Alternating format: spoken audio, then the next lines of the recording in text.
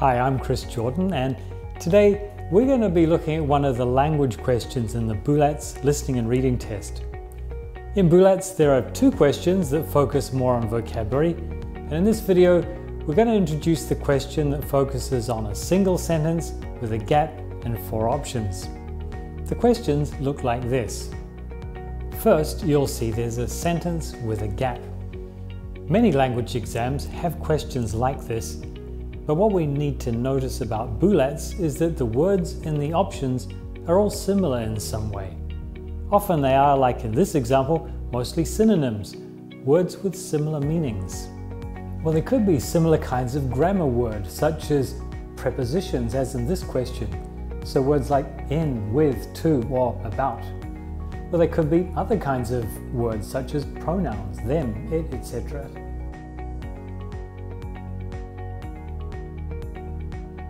The second thing to be aware of is that BULATS doesn't only focus on what words mean, but also on how we normally use words together with other words to mean something. You may have heard people say that Cambridge exams focus on language in use, and we can see it here in this type of question too, because to understand or use English well, we need to know not only what words mean, but also how they're used with other words to express meanings. So if we come back to our example, we need to ask ourselves, do we normally use answer with the words next to the gap? Does English say, answer 2 emails?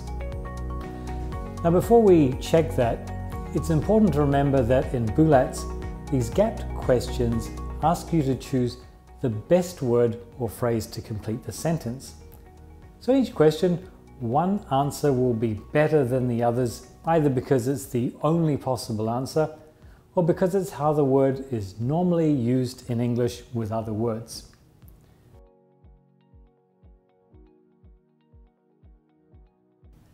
So, how do we do these questions and identify the best word? Well, the first thing to do is to read the sentence. Before you look at the choices, look at the gap and try to work out if it seems to have some special relationship or is connected in some way to any other words in the sentence. Is it part of a group of words or a unit? Here we notice that this is a verb and it needs to go with this. Can you think of a word that could go here in the gap? Now we can look at the choices. Which word is going to go comfortably with 2 emails? Well, answer does have the right meaning, but it takes a direct object, and that means we say answer emails but without 2. Write is the same. We can write emails but not write 2 emails. Reply, however, is used with 2 and the meaning is right for the situation, and these are the 2 things that we need to pay attention to: having the right meaning and fitting correctly with other words around the gap. So reply is the correct answer. But we could make extra sure by looking at D. We see check, but that also takes a direct object, so check emails but not check 2 emails. So we can be pretty certain then that reply is correct.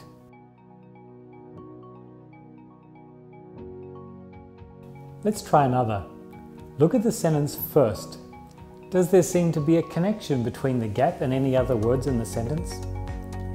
Well, to the office is going to be important, but before we look at the choices, can you think of a word that might go here?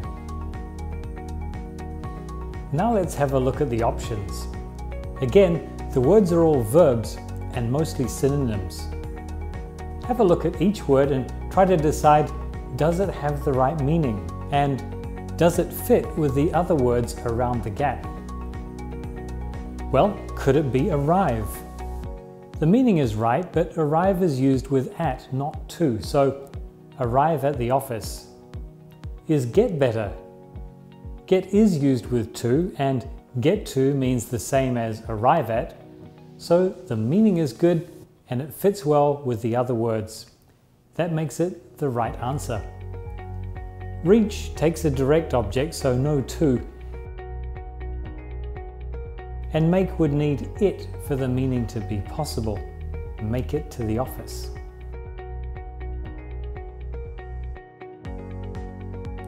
In some questions in this section, you may actually need to think of the right preposition, as in this example.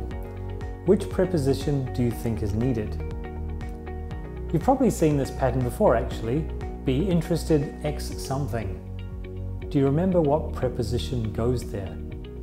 Well, now look at the options, and does one of these options seem more familiar? In fact, the preposition that normally goes here is in. Be interested in something. Now, for many learners of English, one of the big challenges is trying to remember which prepositions go with which words.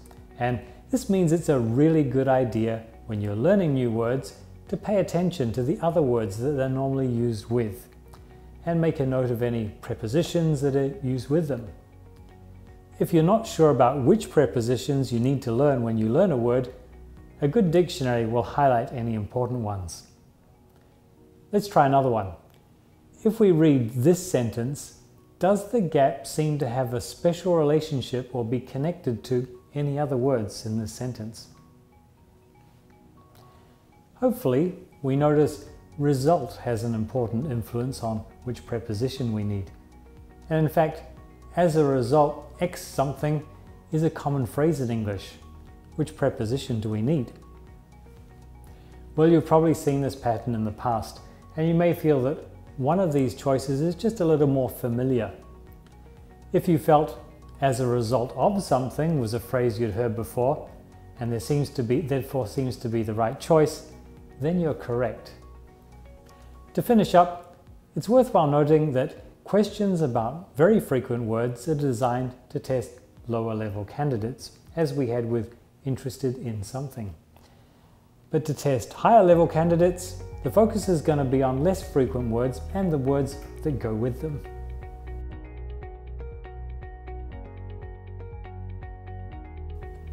But to test high level candidates, the focus will be on less frequent words and the words that go with them. As in this, our final example. So again, after we read the sentence, we need to look at the gap and see if it has any special relationship with any other words. If our English level is high, we might have noticed that traction is often followed by a particular preposition. In fact, this word often appears in the phrase gain traction X a personal group. Does it seem familiar? If so, then you probably have a reasonably high level of English. And looking at this list of prepositions here, the word with has probably stood out for you. So what does this mean when we're preparing for BULATS?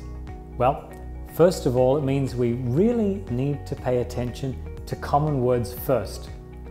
And when we're learning vocabulary, we need to pay attention to the important little words that are used with the word we're learning. So, with interested, it's very useful if we learn be interested in something. If you're comfortable with the more common words in English, then you can pay more attention to words that are used less frequently, as those are going to be pretty important at higher levels. Well, we hope you've found this video useful. Remember, for more help preparing for BULATS, or if you would just like more practice with your workplace English, please check out our other videos in this series. Thank you for watching and good luck.